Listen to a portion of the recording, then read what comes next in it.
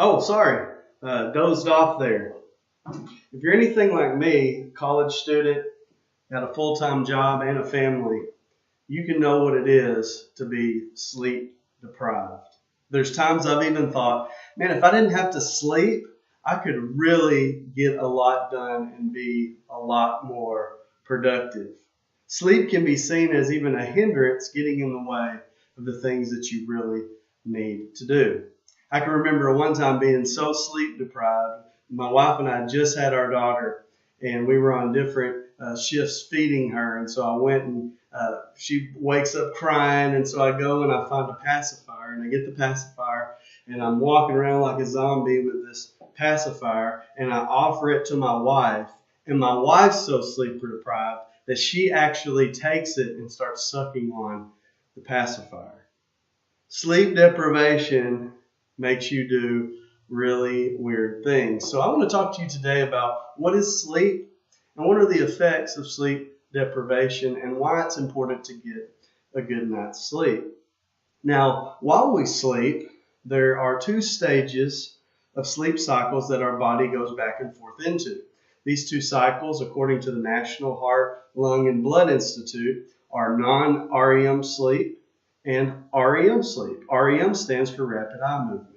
When we're in rapid eye movement stages of sleep, our brain dreams and we dream dreams. When our body's in the non-REM stage, we do not dream. It's more of a slower stage, a deeper type sleep. But we need both, healthy amounts of both, in order to have what's called a good night's sleep and be at our best. Now, while we're sleeping, according to the National Heart, Lung, and Blood Institute, our mind is finding new pathways within our brain so that we remember the information that we've learned from the day before and previous. So in other words, when we're sleeping, it's preparing us actually for the next day to be at our best and to be the most effective.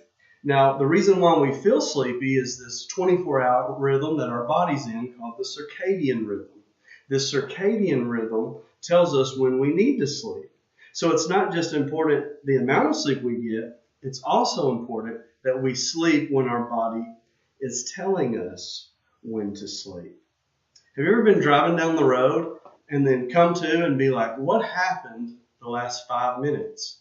Was I out of it? What happened? Well, this is called microsleep. This is what happens when we're sleep deprived. Our body begins to find moments in order to make up for the sleep that we've lost. And what we're finding is, through different studies, is that sleep deprivation can never be gotten back. We go into what is called a sleep debt. Now, when we're in sleep debt, let's say you lose 2 hours of sleep each night during a week. Well, now you're up to 14 hours of sleep debt. How our body deals with that is it tries to tell us that we need to take a nap. But what studies have shown us, according to Johns Hopkins, is that these naps do not put us into those REM and non-REM sleep cycles, and they affect us negatively. So while we might be feeling more alert from the nap, we didn't get the health benefits that we got from the sleep that we should have gotten the night before, and we really can never recover it. So any sleep you've lost, you'll never get it back again, nor the benefits. So you must schedule in that perfect amount of time. Now, according to the American Academy of Sleep Medicine, 7 to 8 hours is the amount of sleep needed for someone 18 years and older. So I encourage you as college students that we pencil in that right amount of sleep, because burning the midnight oil to get that next assignment done might not be worth the negative health benefits that lack of sleep cause. Some of these benefits that are the negative consequences that we get from sleep. There is over 6,000 deaths a year from people driving while sleep deprived.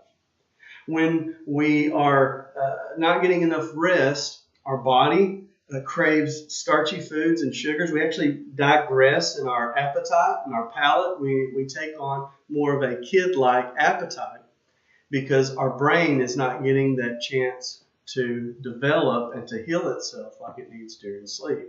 John Hopkins also reports that we're 3 times more likely to get type 2 diabetes if we don't sleep, and 33% more likely to experience dementia and when we don't get enough sleep. So I just want to encourage you today in closing that maybe trying to push forward and schedule your day out in using the wee hours of the night to do the different things that you need to get done might not be the best thing. That the best thing might be for you to schedule out your day in such a way that you start with penciling in those 7 to 8 hours of sleep so that your brain can heal, so that the knowledge can transfer into the next day and you can retain what you've learned. I'm sure your body will thank you. Long term, your family will thank you. And so I want to encourage you today, get you a good night's sleep. God bless and be blessed.